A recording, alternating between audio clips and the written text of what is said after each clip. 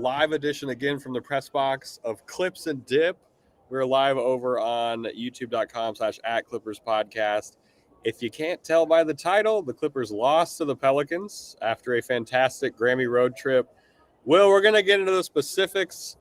How are we feeling while we let people trickle in here to this live hang? This one was difficult. I got to be honest with you. Coming down from the elation of what was the most successful Grammy road trip in franchise history, the Pelicans, to me, it's just one of those teams I really want to exercise whatever that demon is that the Clippers can't seem to get past. And I think tonight was another instance where we saw a really physical team get the better of the Clippers, where they really didn't know they didn't really know how to respond, and I feel like they got within striking distance there. What was the closest they got, within 4 points, and then that stretch in the fourth quarter where Zion just ran off an 11-0 run. It felt like it wasn't that drastic, but I think he went 4 for 4. Yeah, he had 11 in the fourth quarter. He was in check for most of the time, and then Mason Plumlee was out there to try and get stops against Zion, and that went about as well as you could probably imagine. He hit every shot at the rim and was getting to the line. Yeah, definitely. There's only so much you can do, with the zoo minutes restriction. And I don't know, do you bring, as soon as Kawhi came in, I mean, he slowed down Zion and then bring Zoo in. But I get to a certain extent that it's a balancing act, but I think things got just out of hand there in the fourth quarter, and they're tired. They were just trading buckets. No legs. They weren't getting stops. So, I mean, I guess ultimately Ty made the right call to kind of throw in the towel, but yeah, it was a tough game. Like I said, the biggest thing to me that's upsetting is just I don't get how the Clippers are going to adapt to more physical teams, because you're not going to make a deep playoff run if that's the script to beat you. You have to be able to figure that out. And I think Oh, you go ahead. I was going to say the physicality thing is interesting too, because you don't get more physical through a trade. The Clippers aren't going to become a more physical team through a trade on the margins with PJ or Bones or something like that. So you're right. They need to learn how to play against these physical teams. This game was within taking. The Pelicans played like they kind of wanted to lose this game a little bit in this one. The Clippers looked super tired. Paul George what did he go tonight? 3 for 15. And 3 of those makes were super late in the fourth quarter. The Clippers had 8 turnovers in the first quarter of this game, and they were still at one point within 4 to 6 points or something like that. So it was there, but yeah, man, they were exhausted in this one, and we really did see what might be the biggest nightmare matchup for the Clippers in the playoffs, which is this Pelicans team, because CJ McCollum looked pretty confident on James Harden towards the end of the game. That might have been some fatigue stuff too. But man, even without Jonas Valanciunas for the second half, the Pels still were a bigger team that was just more physical. And there was some weird ref stuff. Jeremy Mormon brought this up in the chat. Some weird calls in this game. Terrence had some ticky-tacky calls that put him in foul trouble early. Russ had some early ones too. They were letting them play at some points too. It was just really inconsistent. I felt like because it was just inconsistent. I wouldn't. It didn't help the Clippers, but I don't know that it was overwhelmingly against them. Yeah, that's a good call. Another thing in this one, I mean, Paul George's worst half as a pro. I mean, that has literally has to be his worst half ever. So that's not great. Kawhi started a little cold as well. But yeah, that first half from Paul George I thought was really puzzling. I can understand not making shots, but the turnovers, I thought he just looked a little lost out there. Maybe it's still just getting the legs underneath him from the groin thing, but it was not it was not an inspiring game from Paul George. I'll say that. He threw a crazy oop to Kawhi Leonard that prime DeAndre Jordan would have maybe got, but Kawhi Leonard was not able to handle at one point. Let's talk about some good from the Clippers. James Harden showed up offensively, 6 for 11, 5 of 6 from 3. He was the only thing going for the Clippers early in this one. Yeah, and it's tough. He was trying to force to make things happen a little bit, and he had some turnovers too. He was trying to get 2-on-3 going late in this game. You saw like a concentrated effort of less shot attempts, which was good, but also it was like, man, maybe be a little more aggressive. It's tough when they're tired though, right? Like, I don't know what 7 games on the road. They only got a day off, and then they play the hardest team for them to play. Yeah, I don't know if this game leaves a bad taste in my mouth, but it leaves a weird one. I don't know. Like I said, these Pelicans ones, for whatever reason, they kind of hurt. Yeah, because they always beat us. The turnovers were bad. I mean, Norm, 50%. He couldn't make a 3, though. Like, there's when Paul George goes 0 of 8 and Terrence can't get into a rhythm and things like that, it's just like it's hard to beat this Pelicans team. And that was so frustrating. The Clippers did a good job defensively on this team for most of the game, right? Like at halftime, none of the Pels' big 3 was in double digits. I think Zion was 1 for 5 or something. Like, so it was there. This is a game that, maybe on a couple days rest, it doesn't look like this, but this is what 7 games on the road looks like. Zion had 10 assists in this game, which I think should tell you all you should. What the fuck is that? That might be close to a career high for him in assists. But what do we think of Zoo? 5 for 5, 8 boards, plus 6. The only Clipper other than Daniel Tice, but he only played 7 minutes. But Zoo plus 6 in 21 minutes makes me feel a little bit better about playing a physical team. Well, I mean, that's the thing too, right? Is there were some clear limitations here with what Ty could do rotation wise. I don't know. I guess from my standpoint, I would just have maybe used those minutes up sooner, like in the fourth, like before things got maybe so out of hand. Somebody also brought up like a pretty good point in the chat. Miles Johnson. The rotations. Oh, go ahead. Miles Johnson said Kawhi's only flaw is that he can be super slow at processing doubles, and why is Plumlee outside? I just want to talk about that first part there. I thought that was a big issue in this one where Kawhi would drive into the paint and there would be 2-3 bodies in front of him, and he just took way too long to make a decision. Like if you're getting doubled, Kawhi, there's 3 40% three-point shooters around you most of the time. You got to be a little faster with those reads. Did a lot, was great, but that is one of those things. Like he would drive in there, he would see multiple bodies, and he would kind of force the issue. And sometimes that works, and it can be great. And we know what Kawhi can do offensively, but there are times in games like this where they were overpowering him, and it was kind of the same ending again and again and again. And that's one of those things too that we've talked about. If this team is going to make a deep playoff run or be a dangerous team, teams need to be afraid to double these guys. Like and we have personnel to make that a possibility. Like the reads just need to be there. And I that was an issue I had with Paul George's first half too. I thought like, not only was he cold, I felt like he was real stagnant. Like he wasn't moving a whole lot off ball. Yeah, he didn't see a lot going on there, and maybe that was a play design thing to keep him a little fresher with the groin or whatever. But it rubbed me the wrong way. That's fair. The rotations were weird in this one. Kawhi did not play the whole first, which is a big difference from what has usually been happening. So I wonder if that made things a little more difficult too to figure things out. Miles Johnson saying, look at all their losses in this stretch: Minnesota, Cleveland, Lakers, Pelicans. There is a pattern for the weakness. It's bigger teams. That is kind of the issue. Logan Rap. Physical. Obviously, the physical bigness does make a difference because this is a smaller team, but I like straight up think like the physicality really throws this team off. 100%. Logan Rap, with a little bit of positivity, silver lining, said Clips look like an aged team coming off a long road trip. I don't think there's much of a mystery here.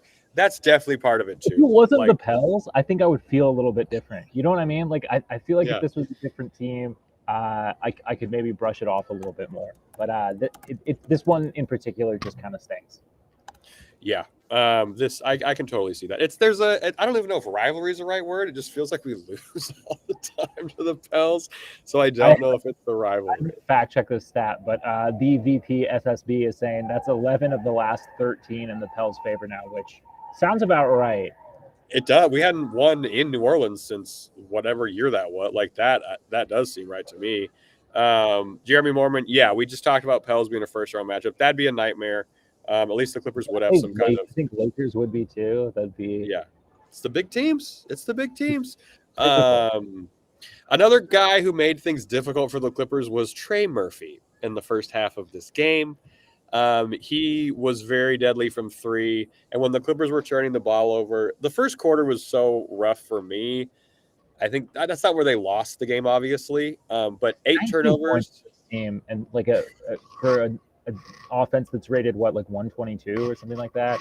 19 points is you're in for a rough time. Zion was feasting in the fourth. I really feel like they did an okay job on Zion before that. We talked about how in that first half, none of the big three for the Pelicans were in double digits. Watching it happen in person sucked ass, by the way. If you were at the Clippers game watching it, because you knew it was going to happen. Plumlee was trying his best. And then you know what happened as soon as they brought Zoo in? Zion went at Zoo, and Zoo challenged him at the rim, and it was a missed shot. That's the difference between Plumlee and Zoo right there, is what you see, which is tough. So, but yeah, that the shot, even if you can't stay in front of him. Totally. But yeah, that first quarter, they turn the ball over 8 times. They also lose the possession battle. They had 5 fewer field goal attempts than the Pels. They end the game with 10 fewer field goal attempts, which is what they had in the win last time, which is what's so interesting. That the efficiency, it's crazy. The Clippers shot 37% from 3 with Paul George going 0 for 8. That's because Harden went 5 for 6. Yeah, I'm not. And so like I guess this question is a good point by Miles Johnson. I think this is an elite team, but I don't get why people are acting like the rotation is perfect. A real big wing would help. Plumlee and Tice don't scare anyone. I don't know what big wing we're getting who's going to help as much.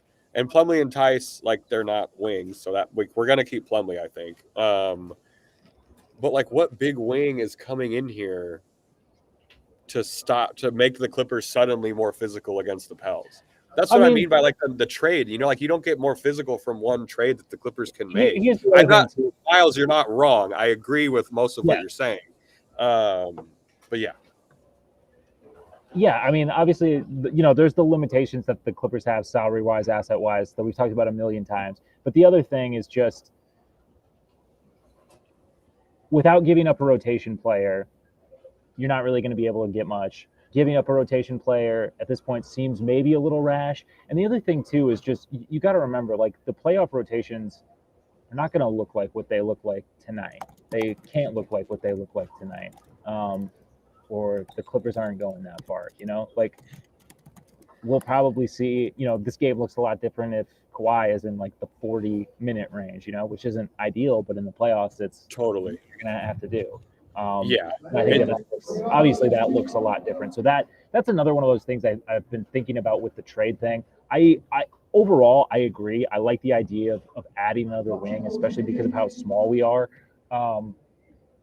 But you do have to just consider, like, it. Unless you're making a big home run kind of a swing, it's they're not gonna factor that heavily into the rotation. But I still like it for the rest of the season as well.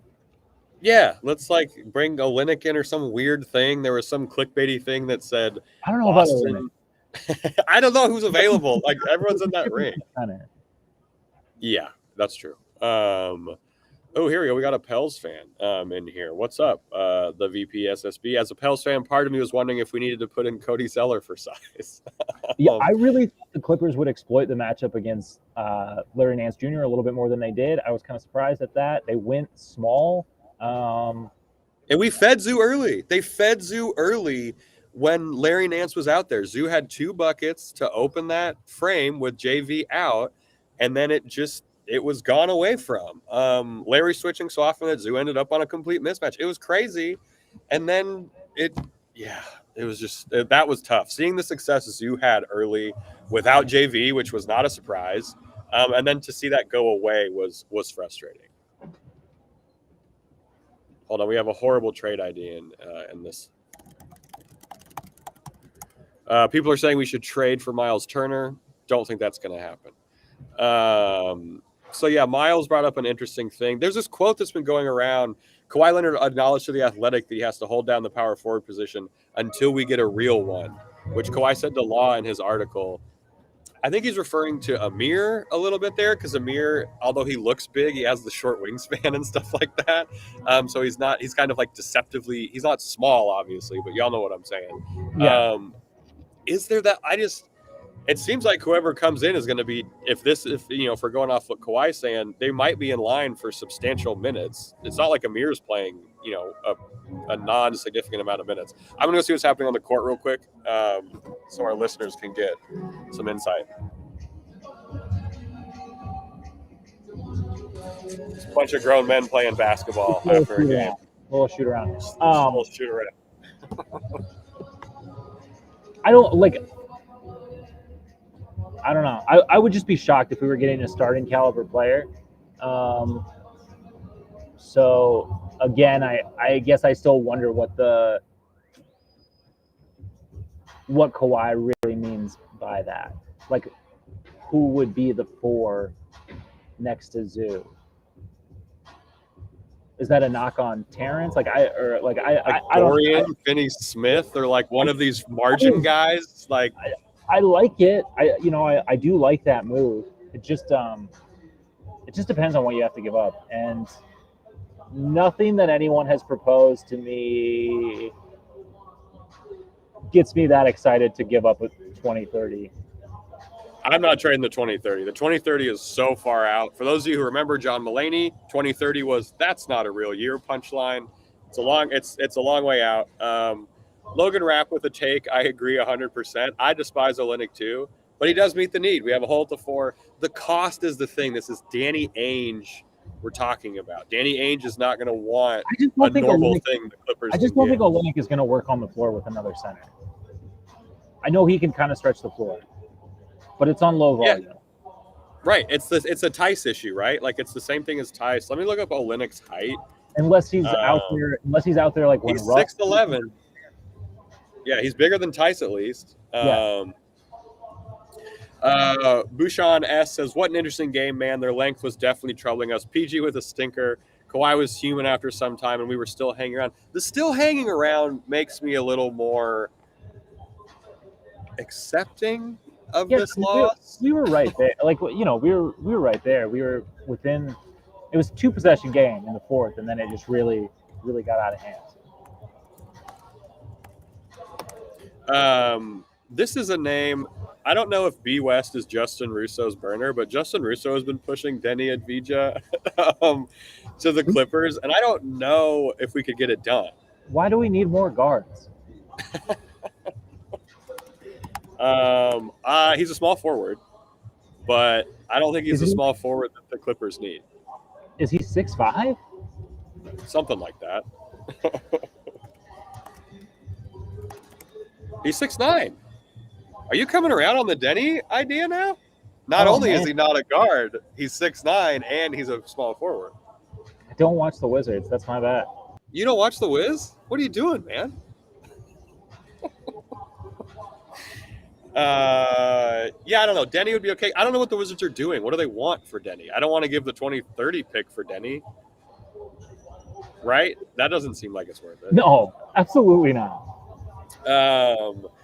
This is a great quote from Peter. Clips always tank first game back from a long road trip, but like Brian Seaman often says, some pennies in the piggy bank. That is true. The chat really wants Denny to be a Clipper. What are you guys giving up for Denny? Are you giving up the 2030 first round pick for Denny? I'm just asking. Will, did you have anything else you maybe liked from this game that we can talk about? There wasn't a lot to like super dislike. I mean, PG, horrible shooting performance. The Plumlee minutes in the 4th were bad, but there's not a lot to be like disgusted by. Just that we can't get past this team, and we still yeah, we still are struggling against these physical teams. Yeah. Obi Toppin is a guy who I talked about, I think last year's maybe a trade. Big power forward. He can run. He'd be better at transition. Like, why not? Can't really If shoot. it's for nothing crazy. Well, yeah, we're getting him for like. There's not. Again, this isn't a playoff guy, right? Like, Yeah, that's fair. it's just not gonna happen. Oh damn! This guy said I'm dumber than I thought. That sucks. You were stupid as hell for thinking I wasn't dumber. 4 seconds. I mean, yeah. What do the Clippers have 2? I don't think they take seconds though. Is the issue? I don't know. This is a weird trade deadline for the Clips because it's not like I don't know if it's make or break. I guess it just depends on how confident you are. Which I mean, time is running out there to make that decision. But with how good this team has played overall, I could understand wanting to swing for the fences.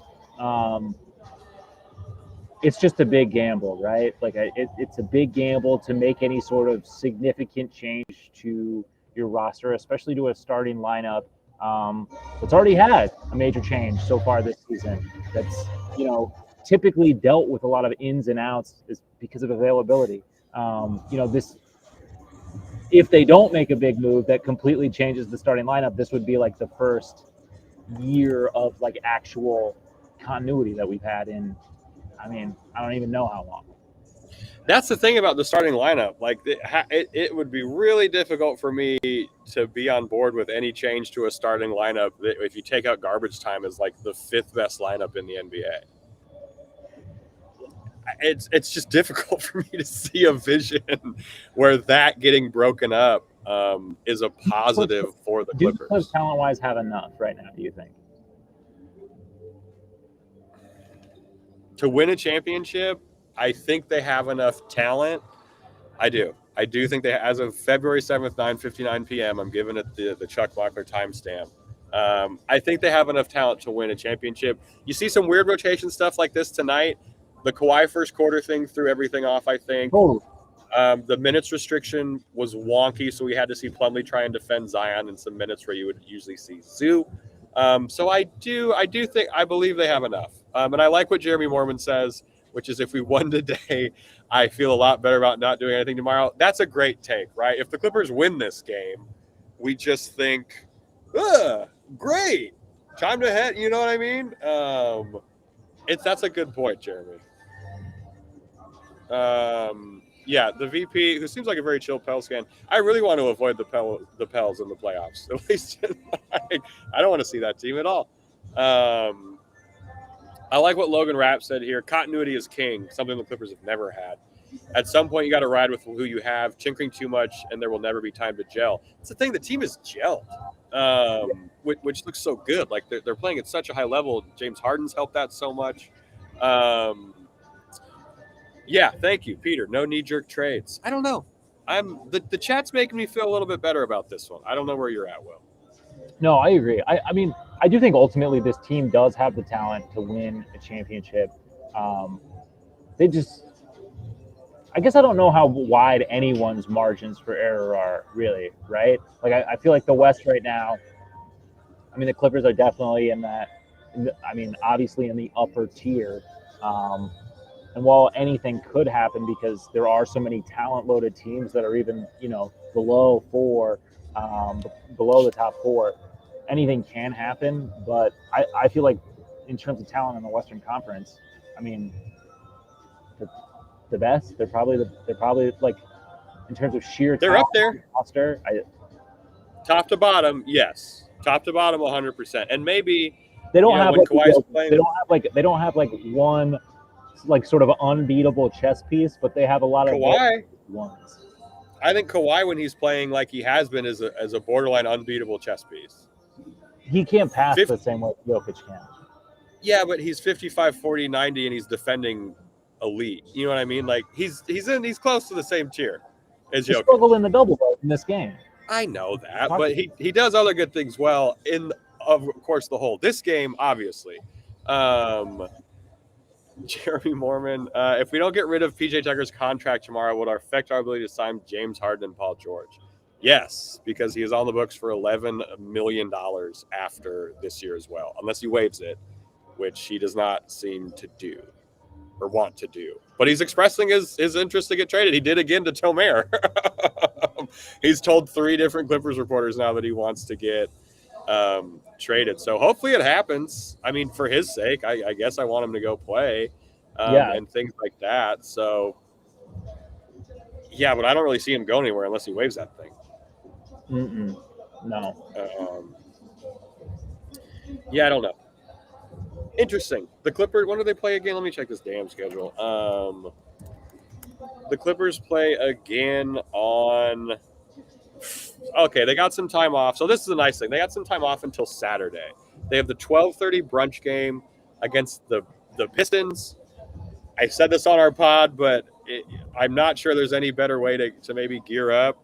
12:30 against the Pistons feels good, I guess. It was a weird matchup last time.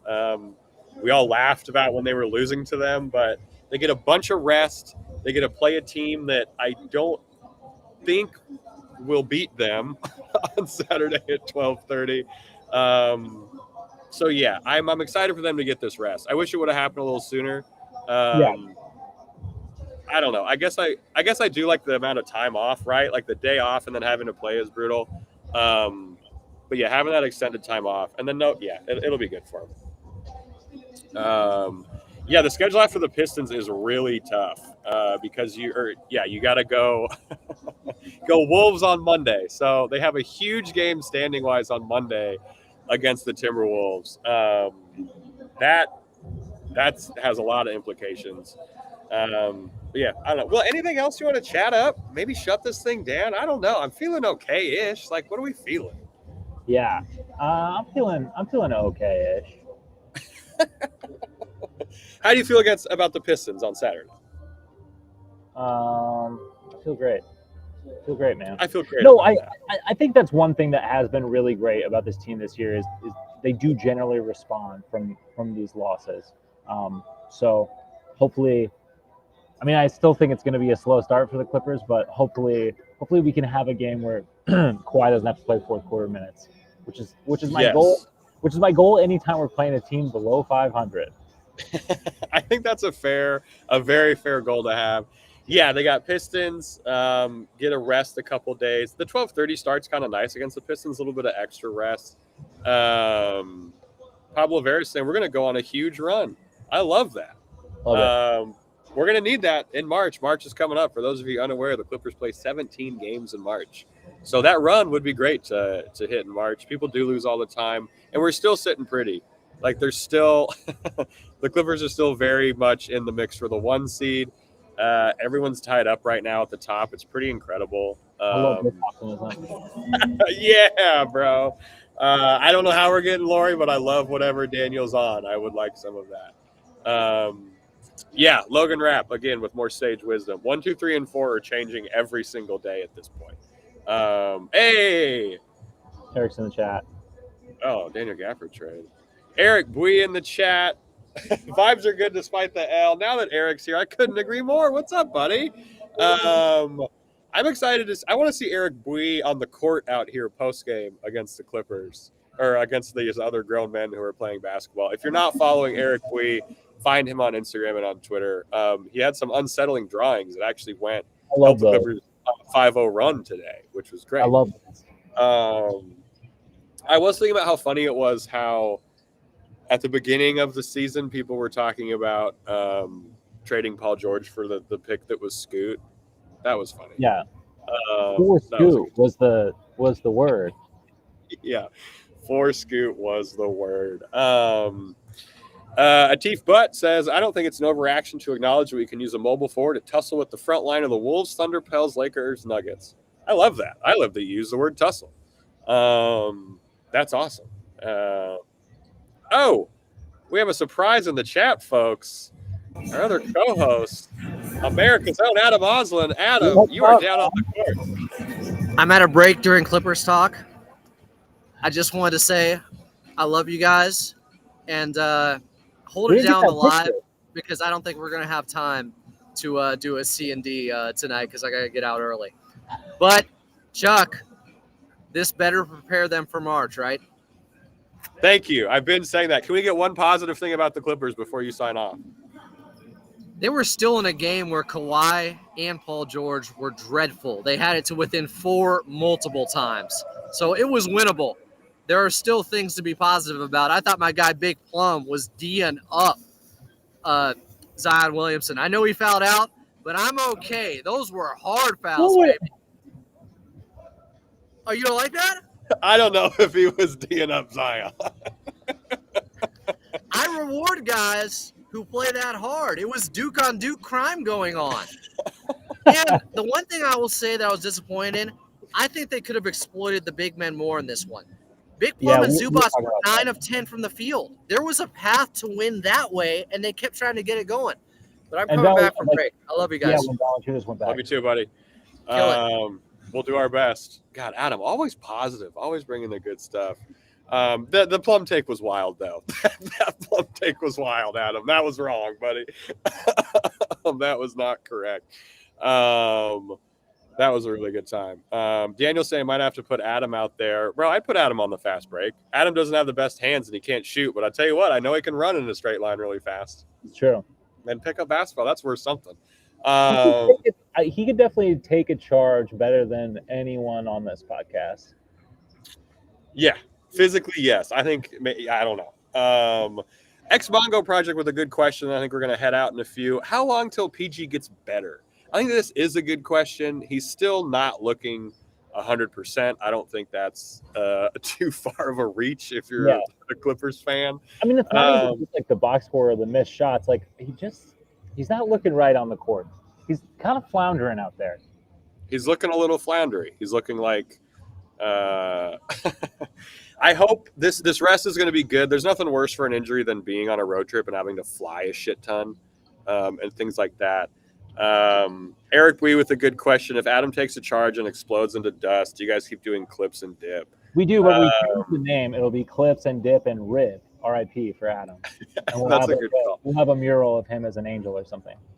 Yeah. Logan Rap said, I think Chuck would take the charge, but he'd have to go to the locker room immediately after. And then I'm popping back out. I get the smelling salts. I'm popping back out.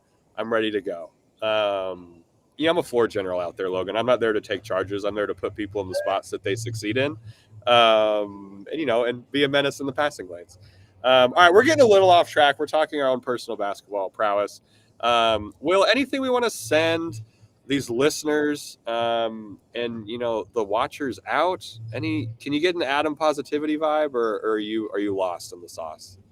No, I'm not lost in the sauce. Look, this one stings because it's the Pels, but like Clippers still best. I mean, one of the best teams in the NBA, hottest team in the NBA, coming off the best Grammy trip. This team has consistently done what they said they were going to do, right? We've heard the same messaging for kind of years and years. And this year, it looks like they're finally ready to hold up that end of the bargain. I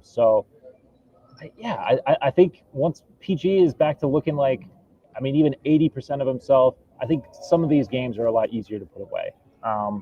Looking forward to a little bit of rest, Pistons game, and then another look against another physical team where we can get another gauge on how the Clippers can respond to that sort of adversity in a potential playoff setting. There we go. We love it. The Clippers are going to bounce back on Saturday. It's going to be okay. They're going to rest up. Everyone watching and listening, we hope you rest up. If you watched us on the live at Clippers podcast over on YouTube, we really appreciate it. We try and do these, after every game that Will and I are at. And we'll have another one. We're actually going to have a brunch one after the game against the Pistons, which will either be really fun or really sad, depending on what happens. But we thank you to everyone. And we will talk to the Pistons on Sunday at noon. Can I smoke in here? Yeah, for sure. All right. We will talk to everyone later. We'll be out with a full episode, I think, with the full crew tomorrow night. Then back with you live after the game on Saturday. Shout out Logan Rap in the chat. Shout out VP_SSB for being a chill Pels fan. And to all the Clippers fans out there, welcome the bandwagoners. This is an open vibe. Come hang.